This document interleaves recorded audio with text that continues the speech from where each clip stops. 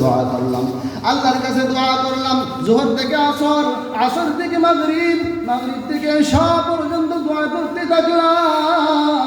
দোয়া করতে করতে এখন আমরা সবাই নিরাশ হয়ে বাড়িতে চলে যাই। মালিক ইবনে দিনার রাহমাতুল্লাহি আলাইহি বলেন, আমি দেখলাম সব লোক নিরাশ হইয়া একজন একজন করে সবাই বাড়িতে চলে গেল। হঠাৎ করে মসজিদে বসা তাকে দেখে একটা লোক একটা পিলারের পিছনে দাঁড়াইয়া আছে। লোকটা তাকায় ডানে বামে সামন পিছন সব দিকে তাকায়। আমি ওই লোকটাকে দেখে আমি একটু আড়ালে চলে গেলাম, এই লোকটা মসজিদে বসে কি কাজ করে একটু দেখি। মালিক ইবনে দিনার রাহমাতুল্লাহি আলাইহি বলেন, আমি ওই লোকটাকে দেখে চিন্তা করলাম, একটু লুকিয়ে গেলাম। আল্লাহর বান্দা ডানে বামে তাকাইয়া যখন দেখে কোনো মানুষ নাই, আল্লাহর বান্দা সোজা দাঁড়াইয়া যায়, দাঁড়াইয়া 2 রাকাত নামাজ পড়ে সুন্দরভাবে লম্বা করে, রুকু সেজদা ঠিক মতো করে 2 রাকাত নামাজ পড়ে, সেজদা ঠিক মতো করে, রুকু সেজদা ঠিক মতো করে। এরপরে আল্লাহর কাছে রুকু সেজদা শেষ করে 2 রাকাত নামাজ সঠিকভাবে আদায় করে আল্লাহর কাছে সেজদায় পড়ে বলে, আল্লাহ তোমার বান্দারা যোহর থেকে নিয়ে আসর, আসর থেকে মাগরিব, মাগরিব থেকে ঈশা পর্যন্ত তোমার কাছে কান্নাকাটি করলো, দোয়া করলো, তোমার কাছে চাইলো। পানি নাই, পানি নাই, পানি নাই, খাবার নাই, শস্য নাই, গরু ছাগল পশু পাখি সব মারা যায়, গাছপালা সব ধ্বংস হয়ে যায়। আল্লাহ রব্বুল আলামিন, আল্লাহ তুমি তোমার বান্দাদেরকে পানি না দিয়া, দুর্ভিক্ষ দিয়া তাদেরকে আর পরীক্ষা করো না। আল্লাহ আমি ফকির, আমি গুনাহগার, তুই মাহমুদের সেই দরবারে সওয়াল করি, আল্লাহ তুমি যদি পানি না দাও, দুর্ভিক্ষর কারণে সব মানুষ মারা যায়, তাহলে তোমার কোনো লাভ হবে না। আর সবাইকে পানি যদি দিয়া দাও, তাহলে তোমার কোনো ক্ষতি হবে না। কিন্তু আযিবহুম ফাইন্নাহুম ইবাদুক, আল্লাহ তাদের গুনার কারণে যদি তাদেরকে তুমি শাস্তি দাও, তাহলে তুমি তারা তোমার বান্দা।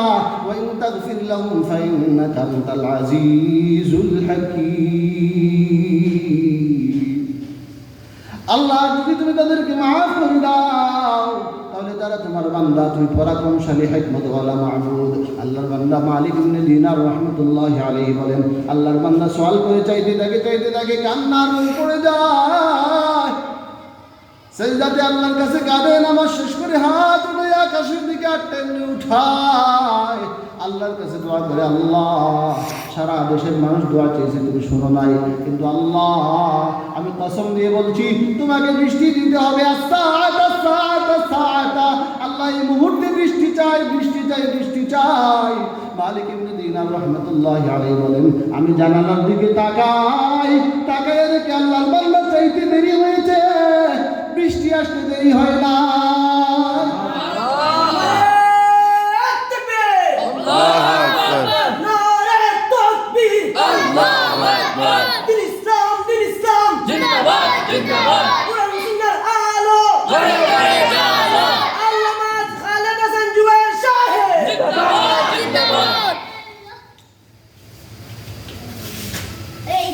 মালিক ইবনে দিনার রাহমাতুল্লাহি আলাইহি বলেন, আমি জানালার দিকে তাকাই,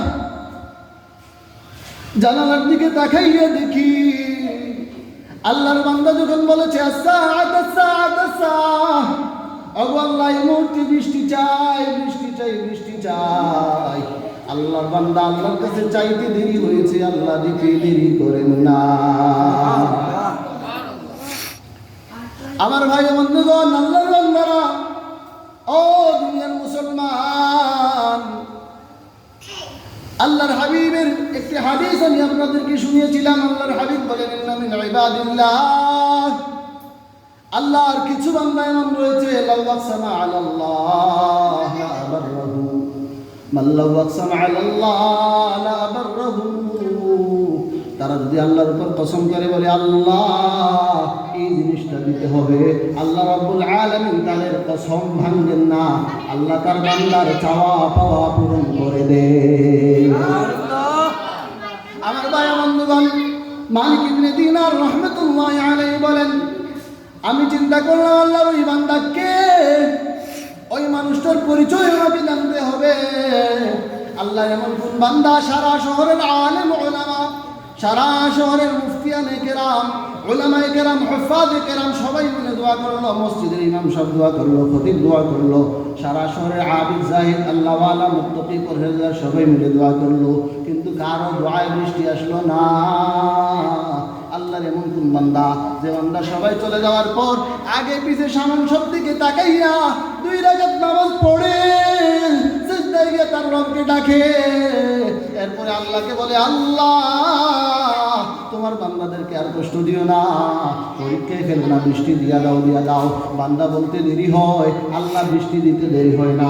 মালিক ইবনে দিনার রহমতুল্লাহি আলাইহি বলেন, আমি চিন্তা করলাম ওই মানুষটাকে একটু চিন্তা করি, আমি লুকিয়ে গেলাম একটা ফিলারের পিছনে, ওই আল্লাহর বান্দা দোয়া শেষ করে বের হয়ে যাচ্ছে, মুষলধারে বৃষ্টি হচ্ছে, পুরো বছরাতে বৃষ্টি আর বৃষ্টি, বৃষ্টি হইতে হইতে বৃষ্টির পানি একবারে প্রবাহিত হয়ে যায়, বন্যার মতো হয়ে গেছে, এত পানি হয়েছে।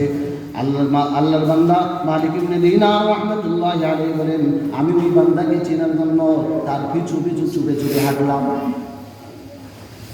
আমি ওই যে তার পরনে উপরে একটা কাপড় চাদর, নিচে একটা চাদর, আর এলোমেলো চুল, চেহারা কোন একটা ভালো না, একেবারে দরিদ্র, হত দরিদ্র একটা লোক মনে হয় দেখলে।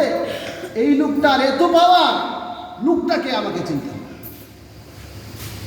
মালিক ইবনে দিনার রাহমাতুল্লাহি আলাইহি বলেন, আমি আল্লাহর এই বান্দার পিছু পিছু দাওয়া করলাম। রাত্রিকালীন সময় আসার পর আল্লাহর বান্দারা সবাই যার যার ঘরে গিয়ে ঘুমিয়ে শান্ত।